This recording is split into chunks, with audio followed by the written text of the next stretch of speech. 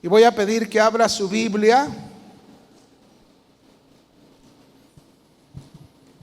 en el Evangelio de Mateo capítulo 1, verso 23. Ya vio en pantalla el título. Mateo 1, 23. He aquí, una virgen concebirá y dará a luz un hijo y llamará su nombre, ¿cómo lo llamará?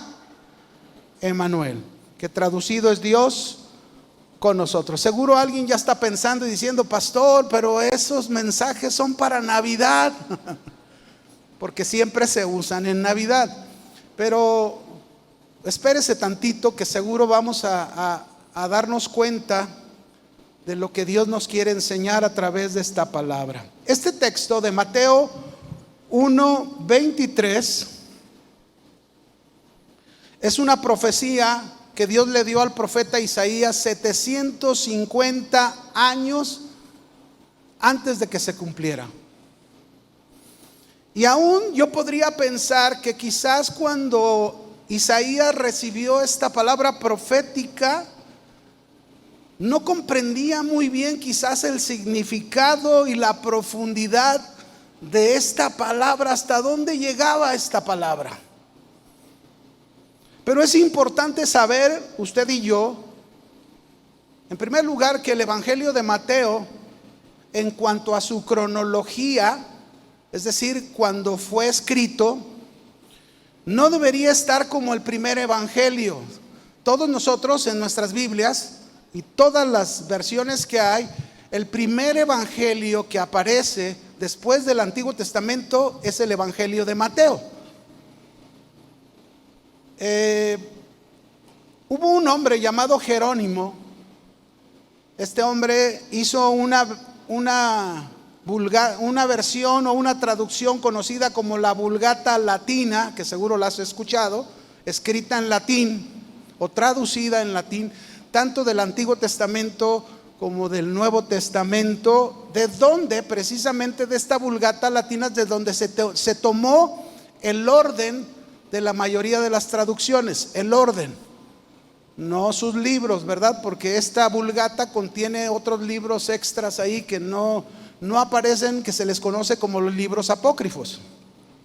Pero bueno, de ahí es donde viene el orden de este evangelio, Mateo. Por eso aparece como el primero. La mayoría de los traductores eruditos concuerdan que fue correcto colocarlo, este evangelio, como el primer evangelio, porque une perfectamente bien al Antiguo Testamento con el Nuevo Testamento. ¿Por qué? Porque el Evangelio de Mateo tiene el propósito, o tuvo el propósito, este evangelio, de presentar a Jesús como el Mesías esperado, el Rey prometido de la casa de David, y que es precisamente, mis hermanos, en este evangelio de Mateo que nosotros encontramos el cumplimiento de la profecía dicha por el profeta Isaías, la que leímos de Mateo 1:23, que en Isaías está en Isaías 7:14. Se las voy a leer, que dice el profeta Isaías ahí: por tanto,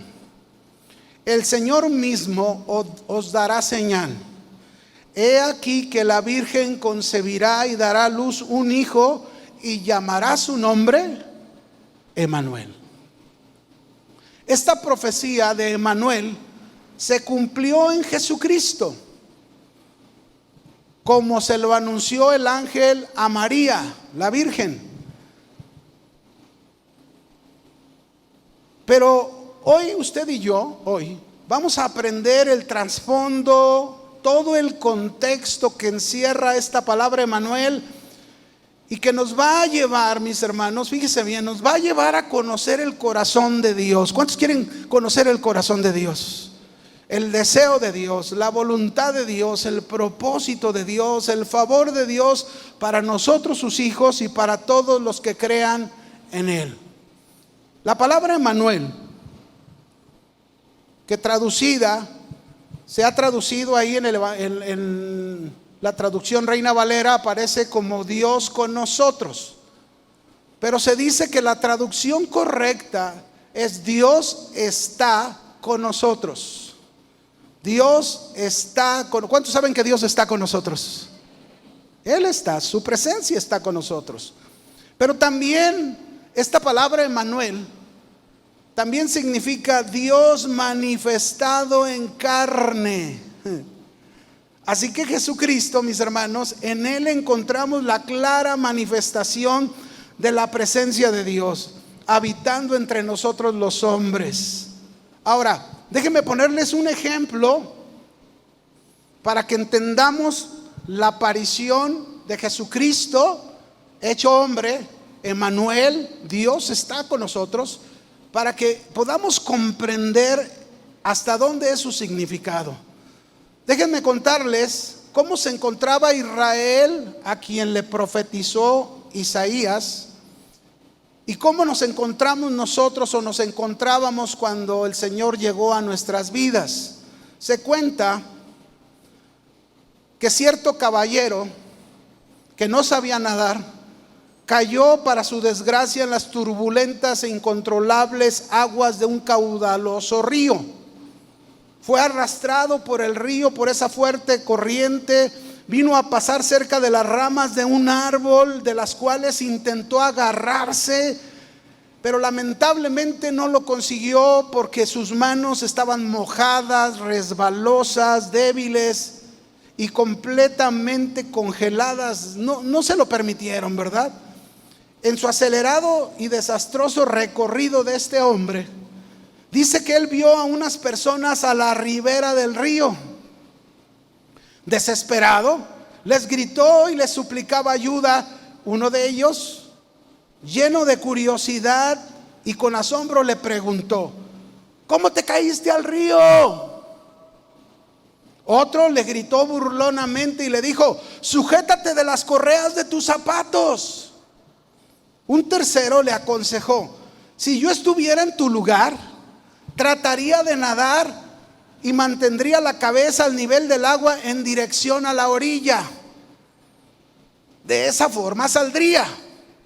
Por último, con muy buenas intenciones, pero con un escaso sentido común, uno del grupo le lanzó una linterna, ropa y comida, al tiempo que le advertía y le decía: la próxima vez procura ser más prudente.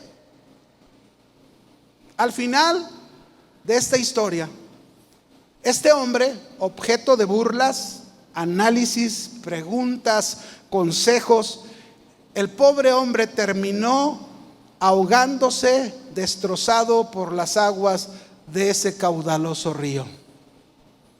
Este relato que te acabo de comentar ilustra las diferentes acciones y actitudes inútiles y contraproducentes que la mayoría de los hombres tomamos hacia las personas que han caído en las redes o en el río del pecado. Les pedimos explicaciones, les damos consejos, les gritamos regaños, les hacemos burlas y chistes, y muchas otras veces tratamos de darles cosas como si eso cambiara todo.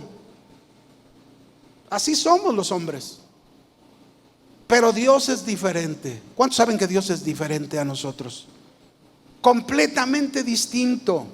¿Por qué? Cuando tú y yo estábamos hundidos en este río del pecado, arrastrados por la corriente de la maldad, sufriendo las dolorosas consecuencias de nuestros actos, el Señor no nos interrogó para que le informáramos de cómo nos hemos envuelto o no, de qué manera nos hemos vuelto pecadores usted y yo.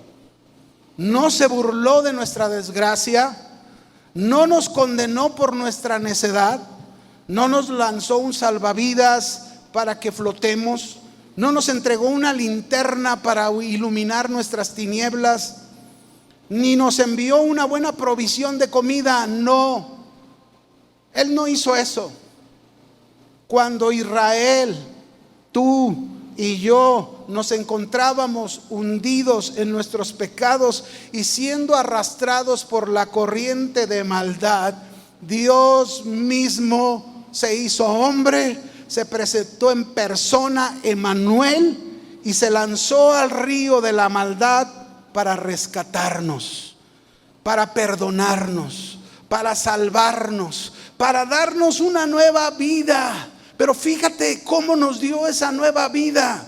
Una nueva vida con su presencia a nuestro lado, no más solos. Emmanuel, Dios está con nosotros. ¿No les da gusto? ¿No se regocijan? No lo merecíamos, pero por su amor así Dios lo hizo. Ahora, ¿cuál es el deseo de Dios? Déjame mostrarte el corazón de Dios, que tiene que ver con esta palabra Emmanuel. Dios está con nosotros. Dios, desde el principio, Él quería que el hombre, su máxima creación en la tierra, tuviéramos comunión y relación con su presencia. Dios quería una ligadura, una unión, una cercanía, una dependencia con su presencia. Fuimos creados para eso. No para vivir alejados de Él, separados, independientes de su presencia. Hay quienes inclusive el día de hoy viven divorciados de la presencia de Dios. Génesis 1, verso 26. Dice, entonces dijo Dios. ¿Quién dijo? Esta palabra es bien importante conocer. En su texto hebreo, la palabra Dios viene de la palabra hebrea Elohim. Esta palabra significa el supremo, el poderoso, el juez y rey. Pero también esta palabra en el hebreo es una palabra que habla de una pluralidad. Es decir, esta palabra, cuando nosotros mencionamos Elohim, Dios en hebreo, estamos hablando de Dios en toda su plenitud: Padre, Hijo y Espíritu Santo. Esta palabra nos habla de esto. Y la prueba está en la palabra que sigue, porque dice, entonces dijo Dios, y luego sigue, hagamos. ¿Cómo dice? No dice voy a hacer, no, dice hagamos. Se están poniendo de acuerdo en la creación el Padre, el Hijo y el Espíritu Santo. La presencia de Dios en toda su plenitud. Hagamos al hombre, y luego, fíjese, otra palabra, otra frase más, nuestra imagen, conforme a nuestra semejanza. Ahí está esa plenitud de nuestro Dios, Padre, Hijo y Espíritu Santo. Dice, y señoré en los peces del mar, en las aves de los cielos, en las bestias, en toda la tierra y todo animal que se arrastra sobre la tierra. Verso 27, y creó Dios al hombre a su imagen, a imagen de Dios lo creó, varón y hembra los creó. Estos versículos que te acabo de leer nos hablan claramente de la presencia misma de Dios creando al hombre. Varón y hembra los hizo Dios. Y también este mismo texto que leímos nos muestra la voluntad, el deseo de Dios para su creación máxima, ¿verdad? Que era el hombre. ¿Cuál era su deseo? ¿Cuál era su voluntad? Bendecirnos siempre, que tengamos fruto, que seamos influencia en esta tierra, que tuviésemos autoridad sobre todo lo creado. Mire cómo era el deseo de la presencia de Dios en su plenitud para nosotros. Así era. Pero no solo eso. Dios hizo un huerto maravilloso que nosotros lo conocemos como el huerto de Edén. Este huerto simbolizaba el cielo en la tierra, o representaba el cielo en la tierra, el paraíso del cielo en la tierra.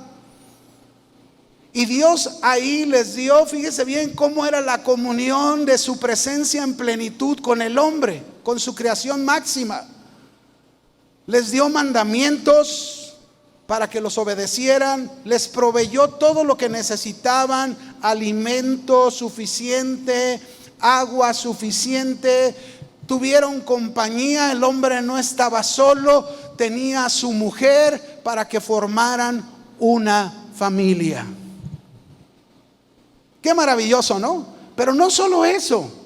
¿Saben qué fue lo más importante que Dios les proveyó a los hombres? En el huerto de Edén. Lo más importante que Dios les proveyó fue su presencia. La gracia de poder contar con la presencia de Dios siempre. Y tener una relación y una comunión con Él. Desde ahí comienza Emmanuel. Dios está con nosotros. Desde ahí comienza el deseo del corazón de Dios, la voluntad de Dios hacia nosotros, el estar siempre su presencia con nosotros. Muchos hoy en día, Dios les ha provisto todo. Todas estas cosas que hablamos, Dios les ha provisto. Personas cristianas y personas no cristianas se conforman con lo material. Se conforman apegados a este mundo y a las cosas de este mundo, y hacen a un lado la gran necesidad de la presencia de Dios en su plenitud en sus vidas. Incluso, mis hermanos, desde el pasado, hace miles de años,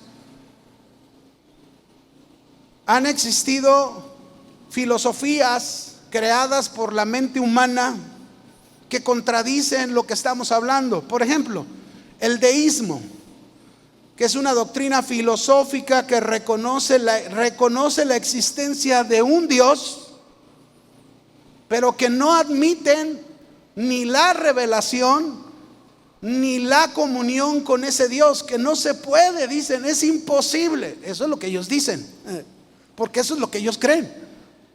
Existe otra filosofía conocida como el panteísmo. Esta filosofía, creada también en la mente del hombre, dicen que toda la naturaleza es Dios. El sol es Dios, la luna es Dios, las montañas es Dios, los ríos es Dios. Por eso ahí vemos al hombre tener el sol como su Dios, tener la luna como su Dios, o la montaña como su Dios. Ahí está el hombre creando su propio Dios. Esas son las filosofías que existen. Ambos pensamientos, sea el deísmo, el panteísmo, cualquier ismo creado por la mente del hombre, esas son doctrinas del hombre. No son doctrinas ni verdades de Dios. Porque la verdad de Dios que está en su palabra, la Biblia, a través de la palabra Dios se ha revelado al hombre. ¿Cuántos dicen amén por eso? Y Jesucristo es la suprema revelación de Dios. Es por Él que podemos entender toda la Biblia. Toda la Biblia. Por Cristo Jesús podemos entender cosas que no entendíamos del Antiguo Testamento. Por eso es Jesucristo la revelación suprema de Dios. Pero es por su palabra, por su revelación, que nosotros, usted y yo, tenemos o podemos tener la experiencia de tener comunión, de tener intimidad con la plenitud de la presencia de Dios de una manera personal. Emmanuel, Dios está con nosotros. Y es solo en la presencia de Dios, queridos hermanos, que somos bendecidos. Es solo en la presencia de Dios que somos protegidos, dirigidos, nos da una nueva vida. Solo en la presencia de Dios contamos con la provisión verdadera, con la dirección correcta para nuestras vidas. Y esa presencia de Dios nos ha sido mostrada en Jesucristo. Pero déjame decirte algo. ¿Cuál es la diferencia de contar con la presencia de Dios y no contar con ella? ¿Cuál es la diferencia? Primero déjame explicarte lo que es no contar con la presencia de Dios. Y luego veremos la diferencia, lo que es contar con la presencia de Dios en nuestras vidas. No contar con la presencia de Dios, Emmanuel, Dios está con nosotros. No contar con su presencia nos habla seguramente de una vida de desobediencia, una vida de pecado, siendo gobernados por el pecado y teniendo la tendencia el hombre de crear su propio Dios a su manera. Te lo explico, Romanos 1, a través de la Biblia. La Biblia se interpreta por ella misma, ¿verdad? Romanos 1:18.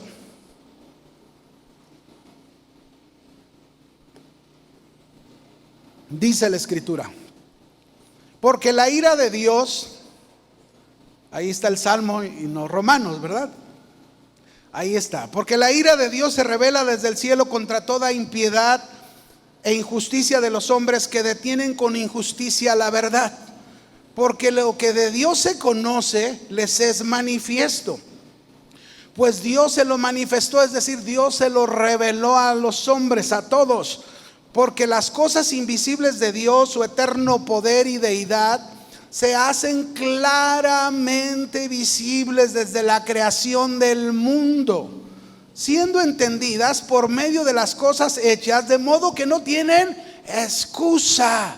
Es decir, la creación de Dios, toda la creación de Dios, mis hermanos, hablan de que existe un diseñador, un arquitecto, un creador de todas las cosas, el cual es el Dios que conocemos.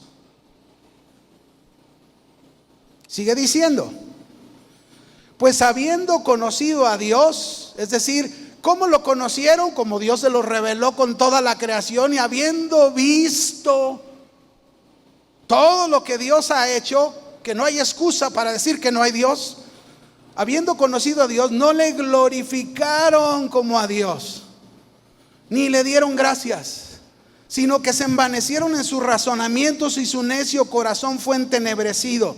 Profesando ser sabios, se hicieron necios. Y miren lo que sucede: y cambiaron la gloria de Dios incorruptible en semejanza de imagen de hombre corruptible, de aves, de cuadrúpedos y de reptiles. Hasta ahí me voy a detener. Ahí está el hombre creando su propio Dios, ¿verdad? Haciendo su Dios de madera, ya sea una ave, ya sea un reptil, ya sea un animal, ¿verdad? Hay quienes tenían como Dios a la serpiente, hay quienes tenían como Dios los egipcios a las moscas, a la vaca, ¿verdad? Todos esos eran sus dioses. Y ahí tenían, ¿verdad? Un hombre con la cabeza de toro, ¿verdad? Ahora, eran sus dioses, pero pues esos dioses, qué fácil el hombre, ¿verdad? Porque esos dioses ni les redarguían, ni les exigían una vida como se debía de vivir, porque no, tienen boca, no hablan, tienen oídos, no oyen, tienen ojos y no ven. Así que el hombre hacía sus propios dioses y vivía como le daba la gana. Eso es no contar con la presencia de Dios. También no contar con la presencia de Dios no solamente son esos. No contar con la presencia de Dios nos habla de aquellos que llevan una vida religiosa basada más en lo que hacen que en la presencia de Dios. No tienen intimidad real con la presencia de Dios. No tienen experiencia con la presencia de Dios. Mateo capítulo 15 verso 7, Jesús les habló a los religiosos de su tiempo revelando cómo son los religiosos. Mateo 15, 7 dice: hipócritas. ¿Cómo les llamó Jesús? No le dé vergüenza, dígalo fuerte. Ojalá y que no estemos ahí incluidos, ¿no? Hipócrita. O hipócritas en plural, bien profetizó de ustedes el profeta Isaías cuando dijo: este pueblo, mire, este pueblo de labios que hacía, me honra. Hacen cosas los religiosos, muchas. Honran a Dios, sirven a Dios, hacen muchas cosas los religiosos por fuera. Pero su corazón dice que está lejos de su presencia. lejos de su presencia, pues en vano me honran enseñando como doctrinas mandamientos de hombres. Esto es no contar con la presencia de Dios en sus vidas. No contar con la presencia de Dios también, mis hermanos, nos habla de personas que carecen de fe, de convicción, que dudan de lo que Dios puede hacer por ellos. No porque Dios no pueda estar con ellos o no pueda hacer algo por ellos, sino por su incredulidad. Jesús dice en una época cuando él fue a Nazaret, dice que ahí no pudo hacer muchos milagros porque eran incrédulos. En su propia tierra no creían en él. Hebreos 11:6, usted seguro lo conoce, ¿verdad? Que dice que sin fe es imposible agradar a Dios. No se puede agradar a Dios sin fe. No se puede, porque el que se acerca a Dios necesita creer que le hay, que existe y que es galardonador de los que le buscan, que recompensa a los que confían en él. No contar con la presencia de Dios, mis hermanos, nos habla también de aquellas personas que solo buscan a Dios por un beneficio. Pero una vez que lo obtienen el beneficio, viven lejos de la presencia de Dios sin compromiso alguno. La prueba más clara en los evangelios, cuando aquellos 10 leprosos que le gritaban a Jesús: Hijo de David, ten misericordia de nosotros. Y Jesús les dijo: pues vayan, preséntense con el sacerdote. Tuvieron fe para hacer eso, porque no podían presentarse con un sacerdote sin antes estar sanos de la lepra. Pero sin embargo, creyeron en la palabra de Jesús, caminaron, fueron sanos de la lepra, y solo uno regresó. 9 no regresaron. Solo uno vino y le dio gracias a Jesús, le adoró, se dispuso para que lo que Jesús le pidiera en su vida, hizo compromiso con Jesús. Pero la mayoría buscó el beneficio y no volvieron más. Así hay muchos que no cuentan con la presencia de Dios porque solo buscan los beneficios, y una vez que los tienen, se alejan del Señor. No contar con la presencia de Dios lleva a las personas a no reconocer su culpabilidad, su responsabilidad por lo que sucede en sus vidas. Siempre buscan culpables. Mi matrimonio está mal por ella, mi matrimonio está mal por él. Siempre echándose la culpa.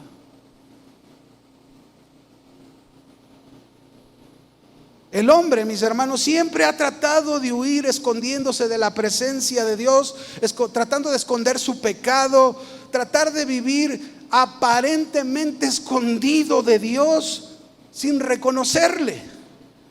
Pero yo me pregunto, ¿la realidad? ¿Los hombres nos podremos esconder de la presencia de Dios? Cuando digo los hombres, me refiero al que es cristiano como al que no es cristiano. Nadie nos podemos esconder de la presencia de Dios. El mismo rey David en el Salmo, no lo busques, Salmo 139, él dijo: ¿a dónde me iré de tu espíritu? ¿A dónde huiré de tu presencia? No podemos huir, no podemos escondernos de la presencia de Dios. Todo lo que tú y yo hacemos, en lo que estemos, en el trabajo, en la calle, en la casa, en la iglesia, donde quiera, Dios nos está viendo. O Dios dice: esta es mi hija amada en quien tengo mi complacencia. O Dios dice: ustedes son hijos del diablo porque no saben las cosas que hacen. Hágale clic. Mande. ¿Me hablaba?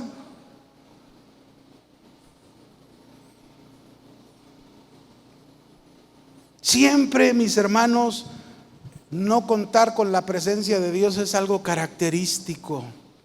Alguien te puede presumir mucho: es que yo tengo la presencia de Dios. y vemos estas características, no. Vamos a ver lo que es contar realmente con la presencia de Dios a través de un personaje en la Biblia, el profeta Elías. ¿Le parece? Primera de Reyes, capítulo 17, versículo 1. Vaya conmigo, espero poder terminar antes de las 3 de la tarde. No se crean. Me corren. No, tampoco.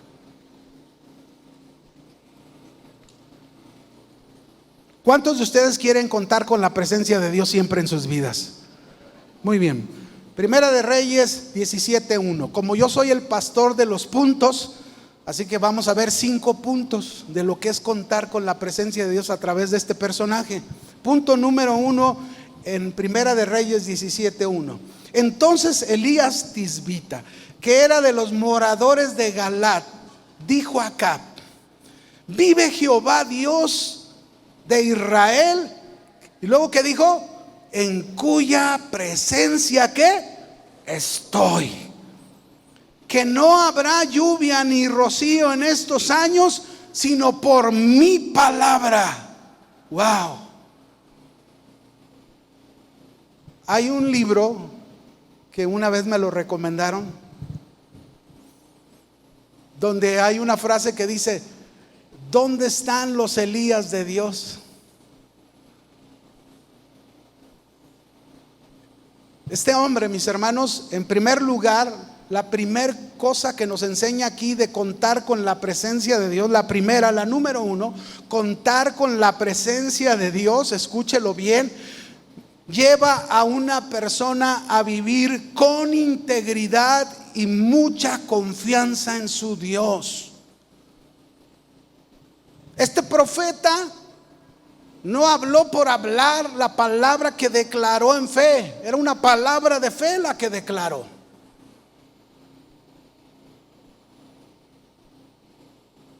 Este era un hombre con integridad. Este era un hombre con mucha confianza en su Dios, que sabía lo que Dios le había dicho, porque lo que dijo es porque Dios se lo había dicho que lo tenía que decir, y no lo dijo por decirlo nada más. Este hombre vivía en la presencia de Dios. Pero para entender bien el contexto de este versículo, durante el tiempo de Elías, mis hermanos, los reyes de Israel, el rey Acab y su esposa Jezabel, sus sacerdotes, que eran sacerdotes chafas, sus profetas, que eran falsos, y el pueblo en general, vivían de una manera corrupta, alejados de la presencia de Dios, vivían moralmente mal, habían llevado al pueblo a la adoración de dioses falsos, paganos, a la apostasía. Y qué triste, porque hoy, en estos tiempos, mis hermanos, seguimos viendo lo mismo.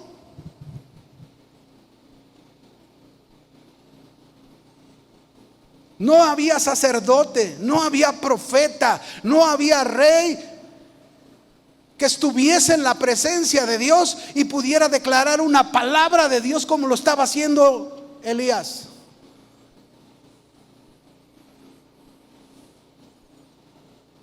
Elías, mis hermanos, fue un profeta que en su tiempo había determinado vivir íntegro en la presencia de Dios. Había puesto toda su confianza en Dios, a pesar de que todo mundo era corrupto. Arriesgó su vida al dar esta palabra al rey de que no habría lluvia. ¿Y por qué cree que dio esta palabra? Porque era un castigo, era un trato de Dios para el pueblo, para su rey, para los sacerdotes, para los profetas que no estaban en su presencia. Imagínense, 3 años sin lluvia, no habría comida, no habría agua.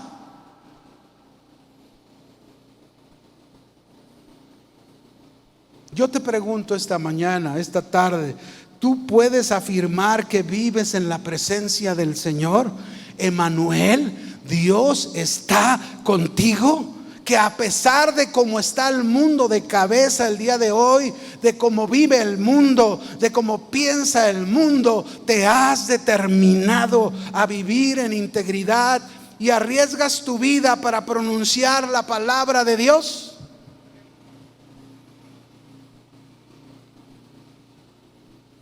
Esto pasa en nuestros días. Esto pasa dentro de las iglesias. Vemos a líderes, pastores, cristianos, congregantes corruptos, ineficaces, apóstatas, perversos, que llevan al pueblo a apartarse de la presencia de Dios, a apartarse de sus mandamientos, que crean un falso apetito por la presencia de Dios. No hay palabra de Dios.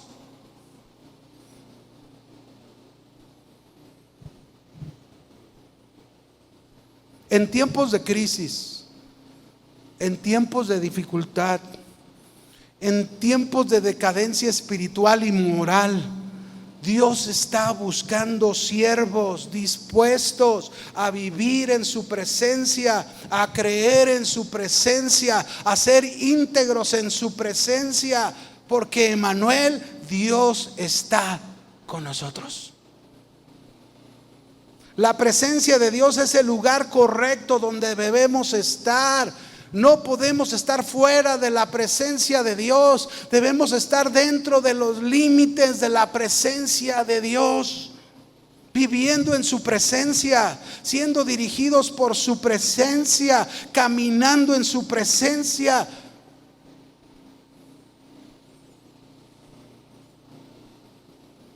Elías, mis hermanos, con esta palabra estaba advirtiéndole al rey, estaba advirtiéndole a los sacerdotes, a los profetas, cuál sería su fatal final fuera de la presencia de Dios y conducirse sin ella. ¿Sabes cuánto se puede lograr sin la presencia de Dios, hermano? ¿Sabes cuánto podemos lograr sin la presencia de Dios? Absolutamente nada. Y cuando hablo de lograr, no me estoy refiriendo a cosas materiales, porque alguien de seguro ya estaría pensando: ay, entonces ¿por qué fulano de tal es un millonario y es un pervertidor tremendo? Bueno, no estoy hablando de cosas materiales, estoy hablando de las cosas de Dios. ¿Qué se puede lograr sin la presencia de Dios con respecto a las cosas de Dios? Absolutamente nada.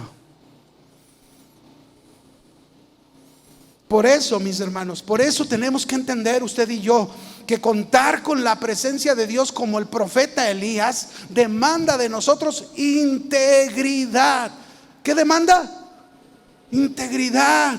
Demanda confianza, mucha confianza en Dios. Muchas veces usted y yo queremos ver grandes cosas y maravillosas de la presencia de Dios, pero con un corazón no íntegro, con un corazón no bien confiado en Dios. ¿Cómo podemos esperar eso? Imposible.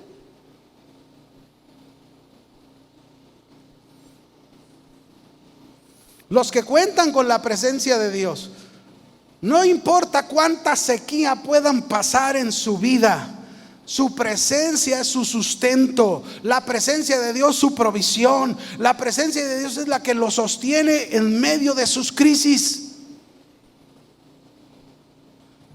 Pero tristemente muchos venimos a la iglesia y llevamos una doble vida, llevamos una doble moral. Hace unos días alguien me facilitó un video donde una cantante cristiana muy conocida, yo espero que sea verdad lo que ella dijo, a mí me impactó la forma en que ella está abriendo su corazón.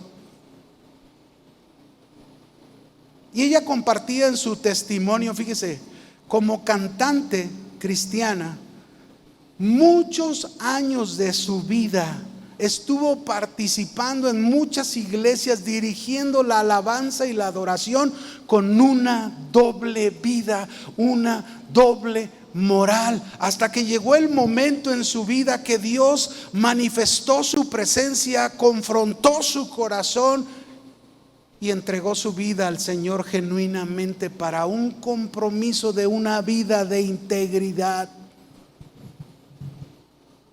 Pero eso me hizo pensar y decir, híjole, ¿cuántos de nosotros pudiéramos estar reunidos aquí esta tarde y llevando una doble vida, una doble moral, no siendo íntegros con Dios, con su presencia? Así que es el número 1. Número 2, Primera de Reyes 17, 2, verso 2 y 3. Vamos a ver qué es contar con la presencia de Dios. Y vino a él, a Elías, palabra de Jehová diciendo: apártate de aquí y vuélvete al oriente y escóndete en el arroyo de Querib que está enfrente del Jordán. Número 2, contar con la presencia de Dios nos lleva, mis hermanos, a recibir palabra fresca de parte de Dios. Si tú estás en la presencia de Dios, en medio de tu crisis, en medio de tus problemas, en medio de tus luchas, Dios tiene una palabra fresca para ti.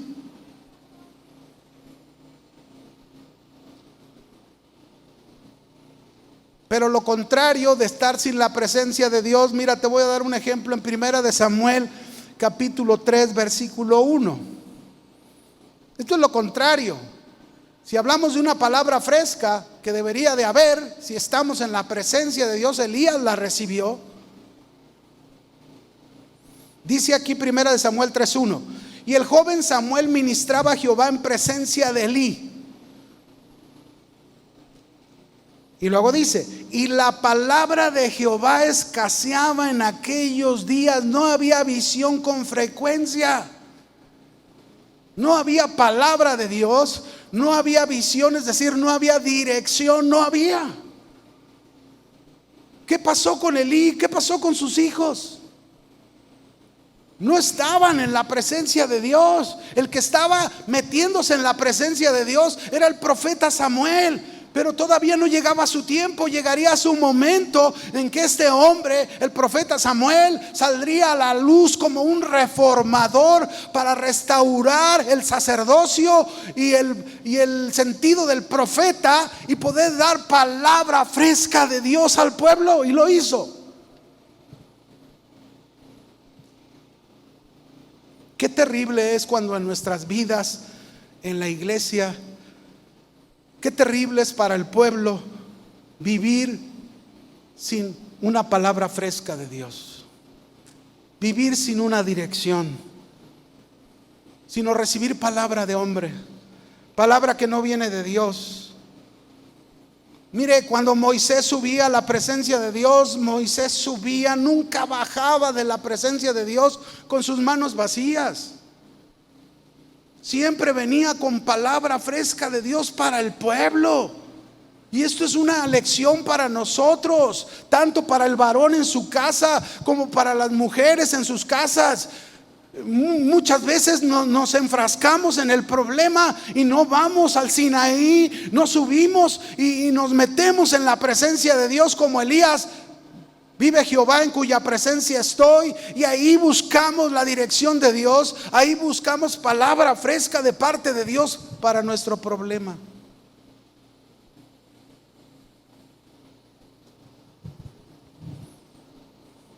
¿Cómo se necesita, mis hermanos, la palabra fresca de Dios? Yo recuerdo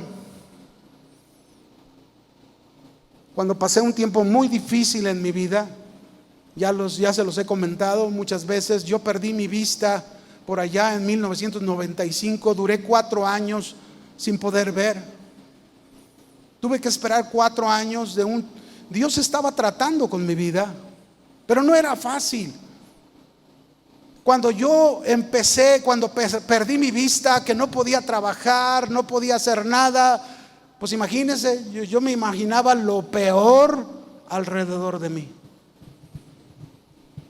Fue una lucha tremenda en la que yo enfrenté con mi carne, porque mi carne me decía, no vas a salir de esta. Pero en el Espíritu Dios me decía, confía en mí. No era fácil. Y más con una deuda de más de 1,5 millones de pesos por mi casa y otras cosas. Imagínense. Entonces era difícil. Pero sin embargo, metido en la presencia de Dios, en medio de mis luchas, de mis debilidades, Dios me llevó a un borde donde me dio una palabra fresca, ¿verdad? Porque llegó un momento en que yo le pedía, quítame la vida, Señor. Pero Dios tenía otros planes. Pero llegó el momento en que Dios me confrontó con su palabra fresca, y vino la palabra de Dios y me dijo, solo te quedan 2 cosas, tú decides qué quieres: o te quito la vida como me lo estás pidiendo, o me vas a creer todo. ¿Qué hubiera decidido usted? No le pregunto porque yo tenía que decidir, no usted, ¿verdad? Yo le pedí perdón a Dios y le dije, Señor, te voy a creer todo, pase lo que pase, así me quede en la calle, yo te voy a creer todo. Pero vino palabra fresca. Dios nos da una palabra fresca en los momentos que más la necesitamos.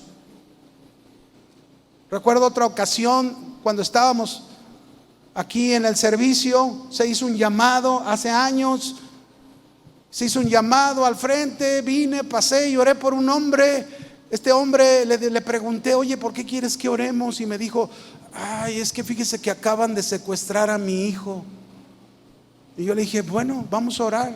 Y oré por él, y yo me volví a mi lugar con el peso, con el dolor de decir, híjole, ¿qué se sentirá que te secuestren a un hijo?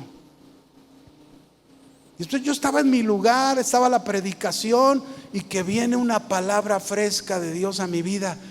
Me costaba trabajo entenderla, ¿verdad? Porque esa palabra me había dicho al final. Yo sabía dónde estaba este hombre sentado. Me dijo, al final vas a ir con él y le vas a decir que el domingo a las 7 de la mañana yo le voy a entregar a su hijo. Y yo dije, ¿qué? Señor, ¿y si se lo entregan muerto? Señor, ¿y si ¿a poco no somos así, hermanos? No, nomás a mí me pasa. Y otra vez, viene palabra de Dios por segunda vez. Al final le vas a ir y le vas a decir que yo le voy a entregar a su...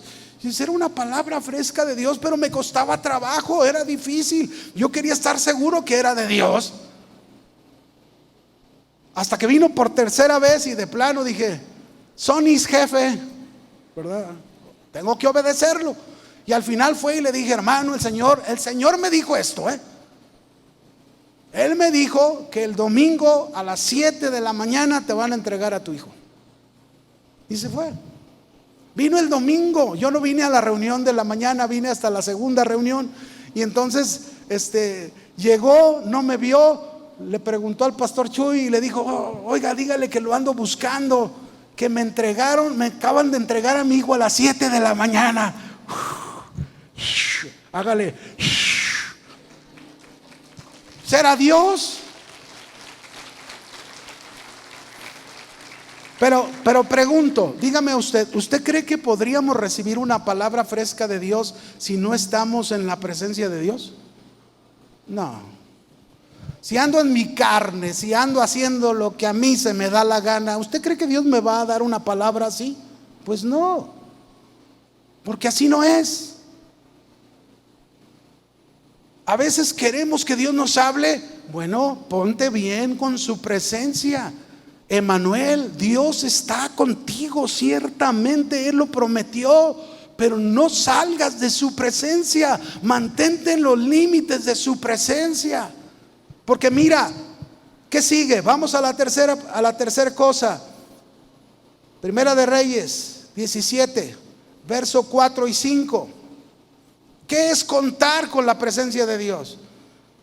Beberás del arroyo, le dijo a Elías, y yo he mandado a los cuervos que te den ahí de comer.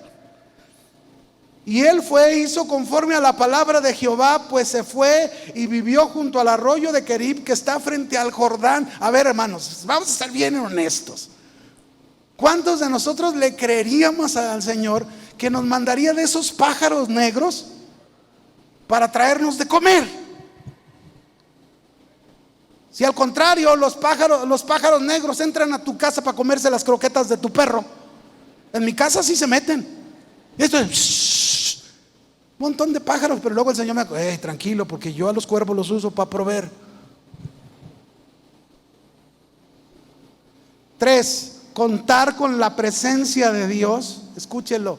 Contar con la presencia de Dios no solo es vivir en integridad, recibir una palabra fresca de parte de Dios, sino es llevar una vida de obediencia total a Él. Elías no cuestionó a Dios. Elías obedeció a Dios, se alejó de ahí y fue al arroyo de Querib. Mis queridos hermanos, Emmanuel no habla de un Dios alejado de nosotros, harto de escucharnos, disgustado siempre con nosotros, ajeno a nuestras desgracias, indiferente a nuestras luchas e insensible a nuestras lágrimas. No, ese no es Emmanuel. Emmanuel, Dios está contigo. Emmanuel significa que Dios está con nosotros en nuestras luchas, en nuestras decepciones, en los momentos de debilidad, de desánimo. Dios está con nosotros como estuvo con Elías. Emmanuel significa que Él está con nosotros en nuestras tentaciones. Cuando tenemos tentaciones, Él está ahí con nosotros en nuestras debilidades para ayudarnos a no ceder a ellas. Pero muchas veces cuando tenemos las tentaciones, en lugar de acordarnos que Dios está con nosotros para tomar fuerzas de Él, estamos dándole rienda suelta a nuestra mente a otras cosas. Y por eso caemos, por eso cedemos. Emmanuel significa que Dios está con nosotros en nuestras tristezas, en nuestros desánimos, en la enfermedad, en la angustia, aún en la sombra de muerte. Él está con nosotros para apoyarnos, para fortalecernos, para dirigirnos. Él ha prometido acompañarnos, mis hermanos, siempre. Él ha prometido estar con nosotros. Dios bendijo a Noé. Pero ¿sabe por qué lo bendijo? Por su obediencia, por su confianza en Dios. Y Noé pudo ver la mano poderosa de Dios, pudo experimentar la mano poderosa de Dios. Dios bendijo a Josué por su obediencia y su confianza que tuvo en Él. Y pudo conquistar Jericó y pudo ver la mano poderosa de Dios. ¿Por qué no podemos ver la mano poderosa de Dios y experimentar eso en nuestras vidas? ¿Saben por qué, mis hermanos? Porque no estamos siendo obedientes en una manera total en su presencia. ¿Se podrá decir lo mismo de nosotros? ¿Se podrá decir que somos bendecidos por la obediencia y la confianza que hemos tenido en Él, y que por su presencia con nosotros hemos ganado muchas batallas? Muchas batallas.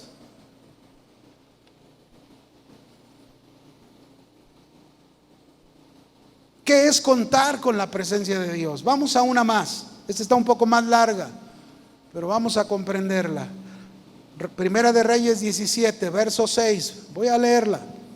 Los cuervos, primero obedeció. Ahora vamos a ver la respuesta de Dios.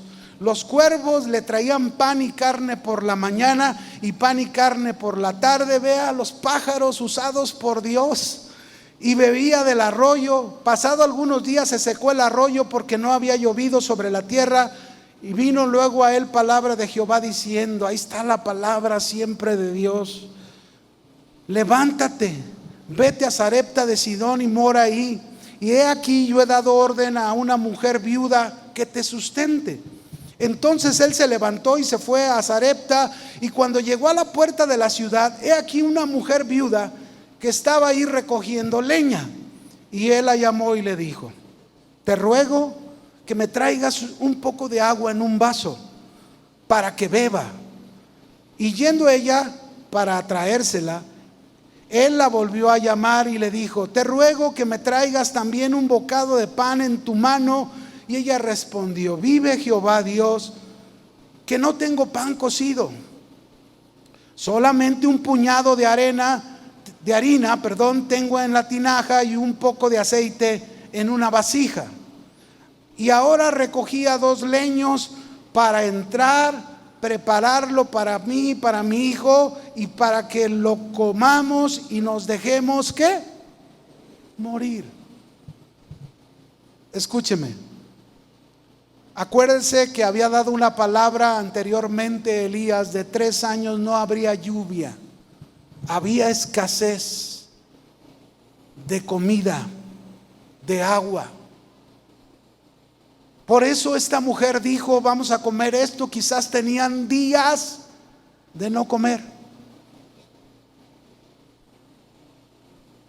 Por eso iban a comer eso y seguro vendría la muerte por no tener que más comer. Es como lo dice la mujer. Pero Elías le dijo, no tengas temor. ¿A cuánto les gusta que en medio de su escasez el Señor les diga, no tengas miedo? No tengas miedo. Ve, haz como has dicho. Prepara esas tortas para tu hijo, para ti. Pero hazme a mí primero de ello una pequeña torta cocida, con eso me conformo, decía Elías, debajo de las cenizas, tráemela y después harás para ti y para tu hijo. Pero escuche lo que sigue, porque eso es importante. Porque Jehová Dios de Israel ha dicho así: la harina de la tinaja no escaseará, ni el aceite de la vasija disminuirá, hasta el día en que Jehová haga llover sobre la faz de la tierra. Así le dijo Elías.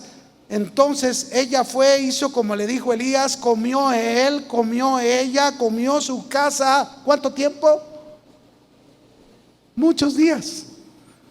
Y la harina de la tinaja no escaseó, ni el aceite de la vasija menguó, conforme a la palabra que Jehová había dicho para Elías. Wow. 4. Contar con la presencia de Dios, mis hermanos, nos va a llevar a ver lo imposible hacerse posible. Lo imposible hacerse posible en muchos momentos de nuestra vida. Fíjese, el sábado, ayer, me tocó dar los anuncios y en las peticiones había 2 que eran acciones de gracias. Una de esas acciones de gracias era una hermana que estaba diciendo, hace un mes estuve pidiéndoles oraran por mí por un cáncer, un tumor que tenía y que me habían pronosticado lo peor. Hace unos días, antes de que se acabara el mes de julio, dice, fui a hacerme la última biopsia para ver si me podían operar o no. Y cuando le hicieron la biopsia, ¿qué creen que pasó? No había nada. No había cáncer, no había tumor. El Señor había hecho lo imposible hacerse posible.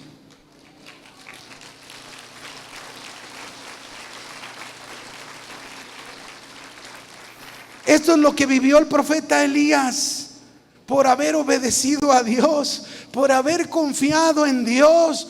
Dios cumplió su palabra, le envió los cuervos vinieron y le traían de comer en la mañana y en la tarde.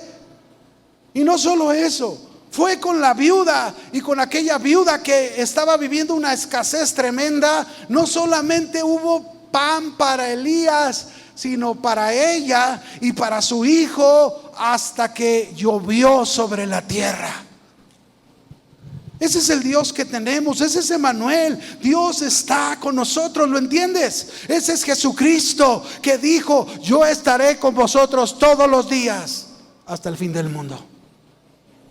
No estamos solos, no estamos solos, nunca. Pero tenemos que estar dentro de su presencia, como Elías lo dijo: vive Jehová en cuya presencia estoy.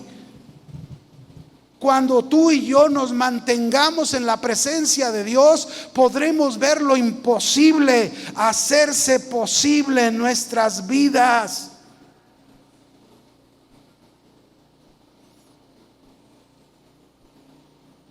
Muchas veces, no una, muchas veces podremos ver lo imposible hacerse posible.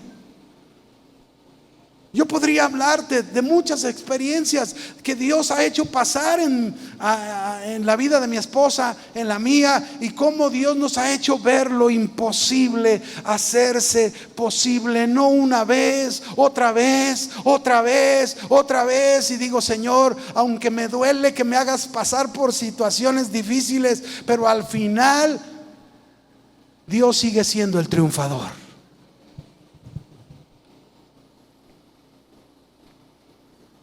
Así que Dios le envió esos cuervos. ¿Cuántos cuervos Dios no nos ha enviado a nosotros? ¿Cuántos cuervos Dios no ha usado en nuestra vida para que podamos tú y yo ver la mano de Dios poderosa? Fíjese, yo recuerdo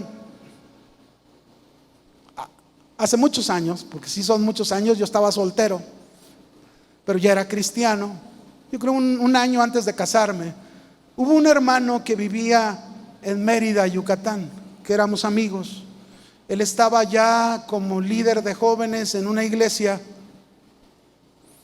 y entonces me invitó para que fuera.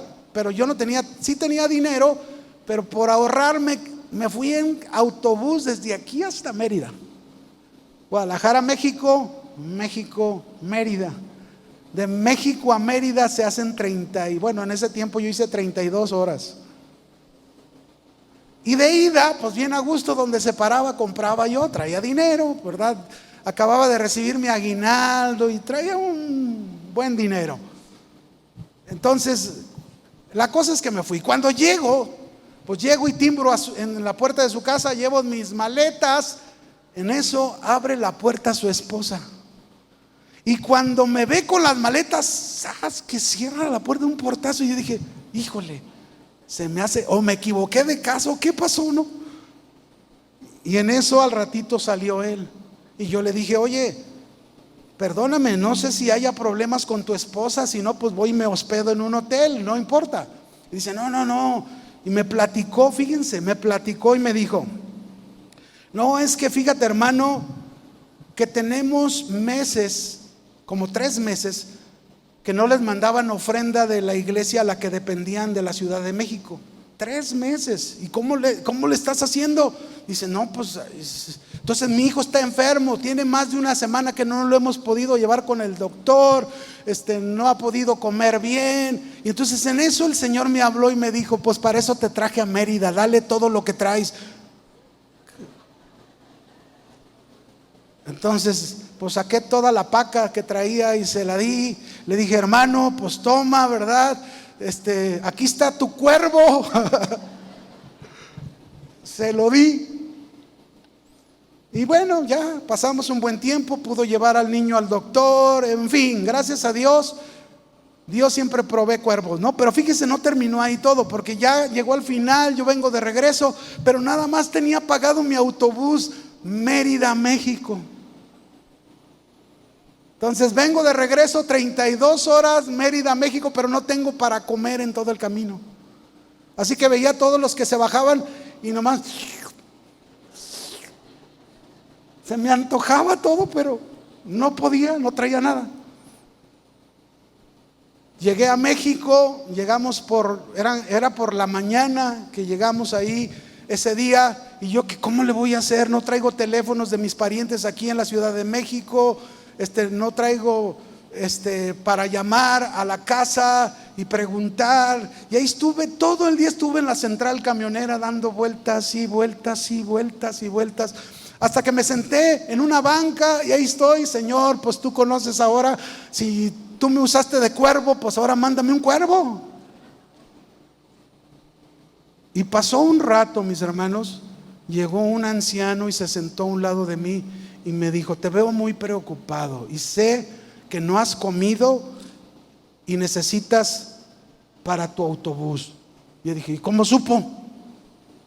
Dice: ven. Y me llevó a un restaurante. No, hermano, pedí pollo en mole, tortas ahogadas, no se crean, pero comí bien.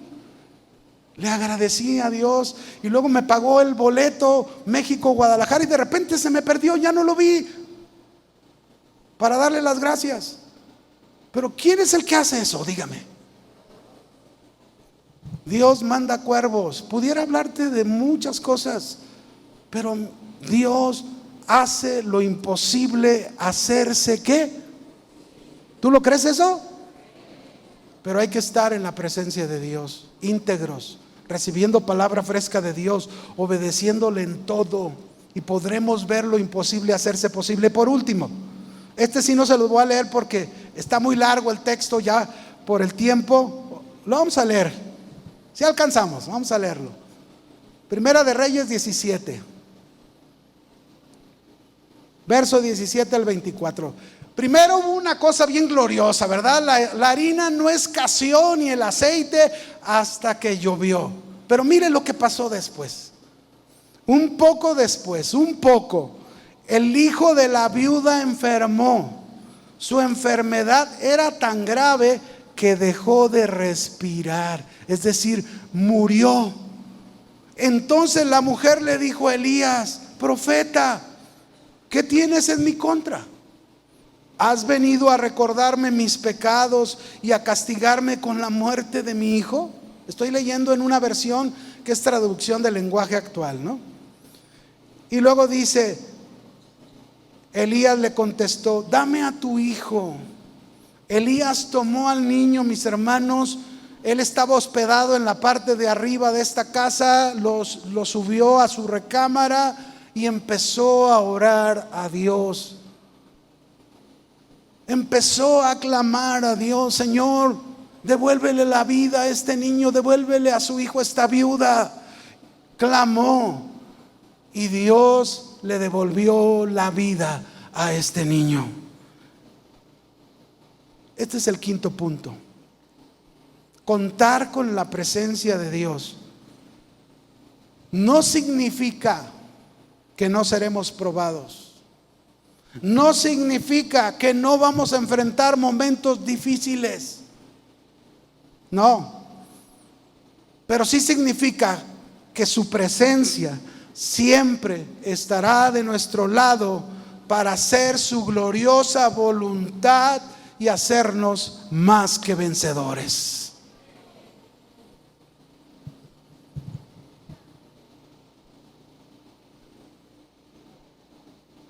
Esto no es fácil, hermano, y mucho menos es fácil si no estamos en la presencia de Dios. Vamos a pasar momentos difíciles, vamos a ser probados.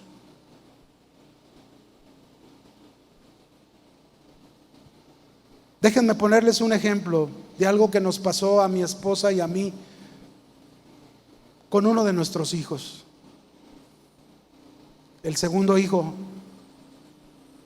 Hubo un tiempo, estábamos nosotros pastoreando la iglesia de las Águilas, que un día mi hijo se puso tan mal.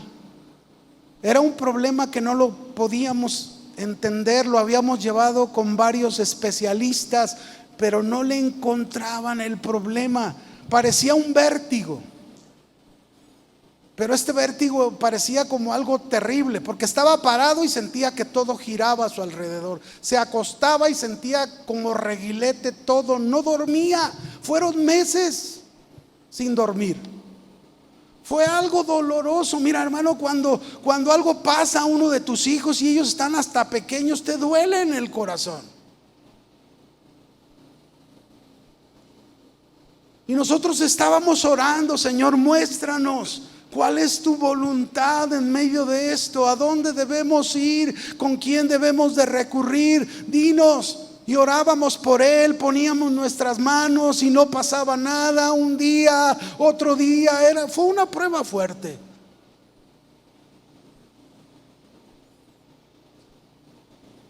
Tres meses.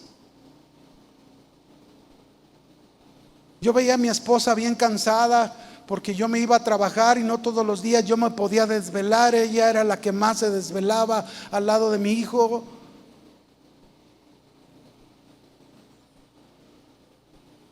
Hasta que llegó un momento que alguien nos recomendó un neurólogo, neurocirujano. Fuimos con él, le mandó a hacer un estudio muy profundo sobre el oído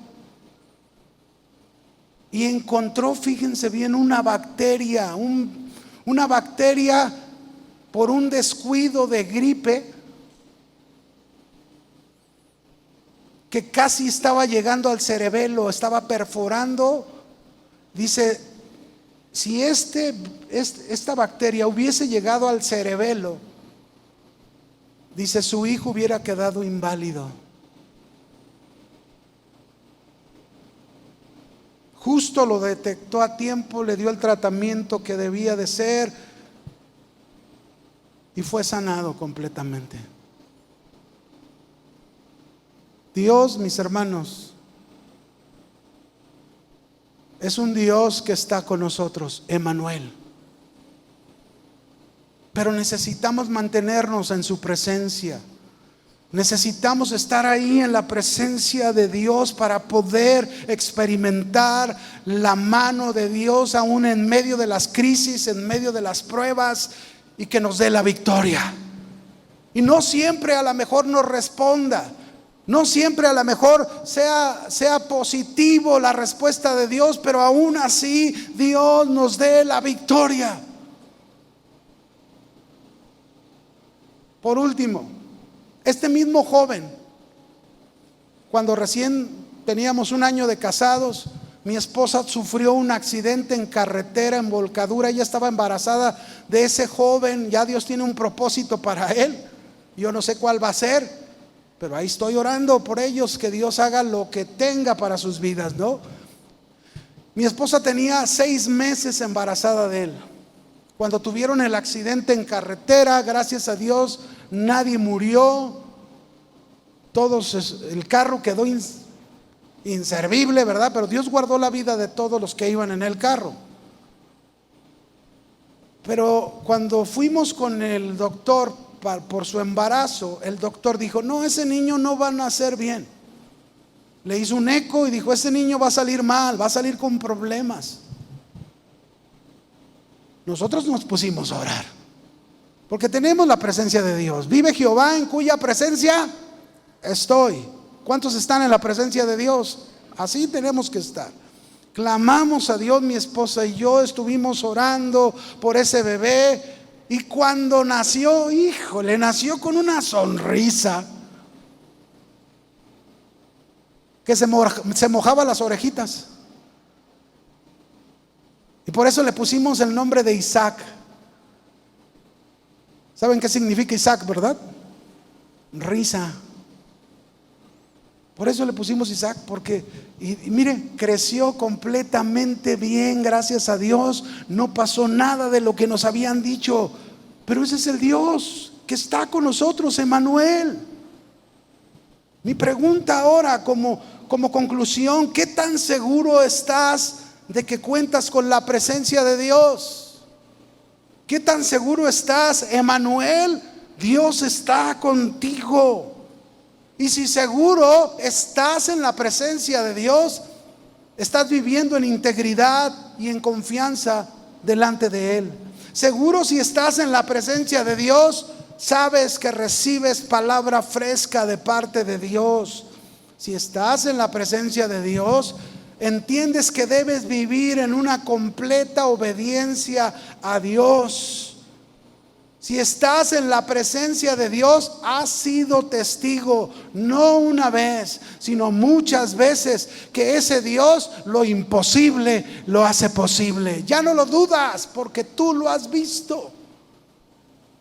Si tú estás en la presencia de Dios, lo entiendes perfectamente bien a estas alturas y sabes que estar en la presencia de Dios no es una garantía para no ser probado, no es una garantía para no pasar momentos difíciles, pero sí es una garantía que Él estará contigo en esos momentos difíciles para darte la victoria. ¿Quieres estar y contar con la presencia de Dios? Si así es, ponte de pie y díselo. Muéstrale a Dios. A lo mejor tú pudieras estar en una doble vida o una doble moral, pero hoy es el momento de cambiar esto.